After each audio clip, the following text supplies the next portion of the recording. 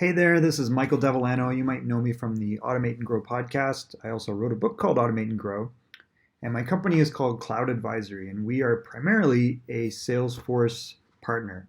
What that means is we help businesses like yours to customize Salesforce when you've purchased Salesforce.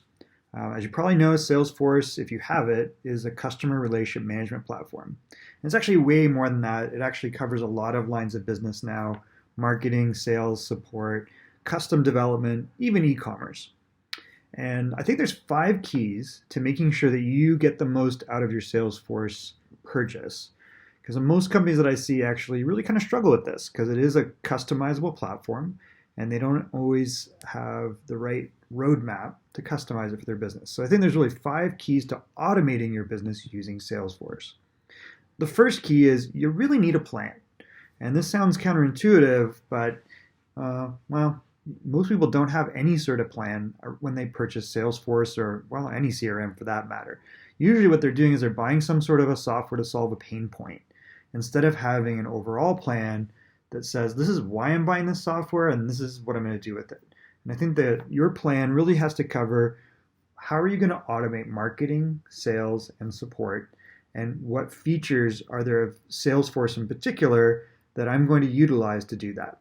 So I think the first thing you really need is a plan. Whether you've already bought Salesforce or you're about to buy it, come up with something that's written down, that's shared between stakeholders in the company, and really think through the process of how you're going to customize it, because that's a really big deal with Salesforce, is customizing it. The second thing is to understand Salesforce concepts versus business concepts. And I see this all the time, where people buy Salesforce and they hear a word that's a capability of Salesforce or a concept, and rather than understanding what Salesforce means by that concept, and I'll explain what I mean by that, they just kind of relate it to their understanding of the word. And here's the common places where this is a real problem. Leads. A lead in Salesforce is very, very specific, and it's treated in a very specific way. And even though you can customize a lead, it's really important to understand how that functionality is set up and the purpose of it in Salesforce, and relate that then to your business, and don't get them confused, because I see a lot of companies that make a lot of mistakes in how much they're doing at the lead stage of a buyer's opportunity. Another really important thing to understand is an account.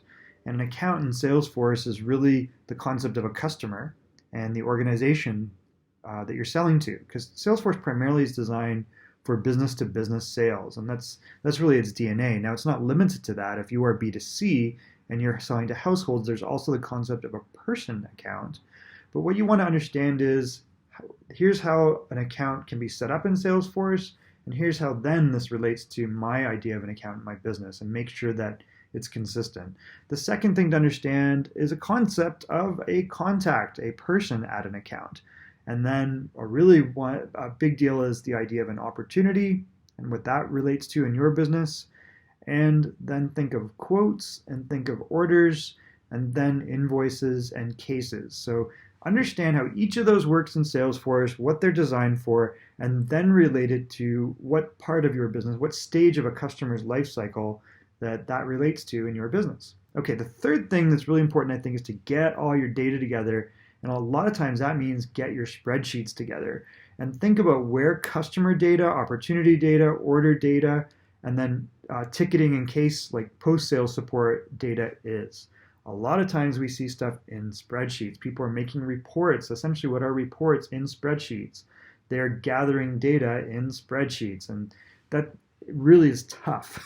If it's in spreadsheets, it probably needs to be in Salesforce, and then you just got to think of, okay, which object in Salesforce, like, which concept, container of data, and then what fields line up with what you're collecting in spreadsheets do you need, because you want to get rid of spreadsheets. And then if data is in another system, like let's say accounting or ERP or some sort of troubling ticket system or trouble ticketing system, you want to think of where the appropriate place in Salesforce is for that data. But first you want to gather the data in spreadsheets and other systems. The fourth thing that I think is really important, and the fourth step to automating your business with Salesforce, is to define your sales process and the overall buyer's journey. Here's what I mean by that. So first of all, when you are setting up Salesforce, you want to always start with the customer. It's like, who's your ideal customer? How do they find out about you, i.e. marketing, right?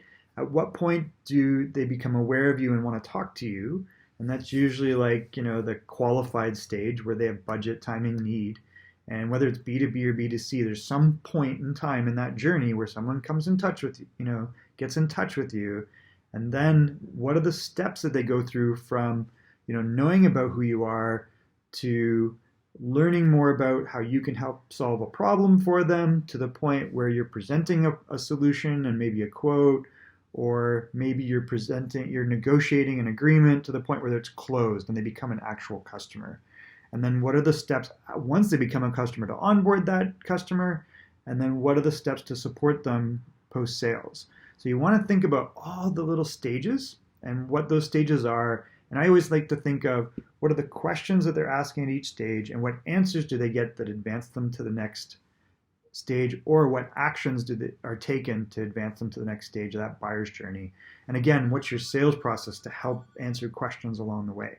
It's really important because that's going to define a lot of how you customize Salesforce.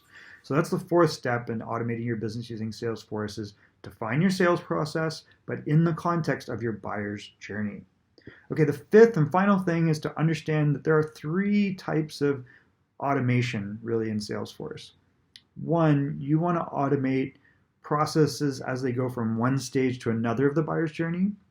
So it's really important to understand, again, what are the questions and the answers that people get, or the actions they take to move from lead to account to opportunity to a quote to a closed sale to an order being onboarded and then to supporting someone. So what are all those stages of the buyer's journey?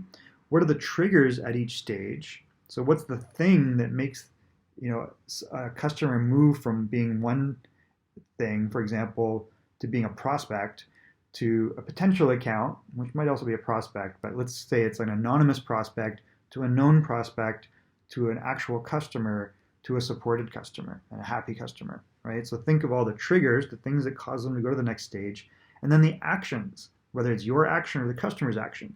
And usually those are the things you're going to automate, because those things tend to be very repeatable, and a lot of them are dependent upon you doing something and then recording that you've done it, and then there's something that you want the system that you design in Salesforce to inform you to do next, right? So those are the 5 steps to automating your business with Salesforce. 1, create a plan around marketing, sales, and support. 2, understand Salesforce concepts versus your business concepts and make sure that you have a game plan around how those two mirror up. 3 is gather your spreadsheets and your data, know where all the data is right now and what data might be missing. 4 is then define your sales processes and your buyer's journey, and really the sales process in the context of the buyer's journey. And then 5 is to understand and document 3 types of automation that happen in the system, which is really at each stage of the buyer's journey, what the thing is that triggers a buyer or a customer to go from one stage to the next. And those are, I think, 5 keys to automating your business with Salesforce. If you're looking for additional ideas on concepts around Salesforce or how to automate your business or grow your business using the Salesforce platform, please reach out to me. I can be found on LinkedIn, or respond back to this video and let me know if there's any questions that I have not answered. Have a wonderful day. I look forward to talking to you.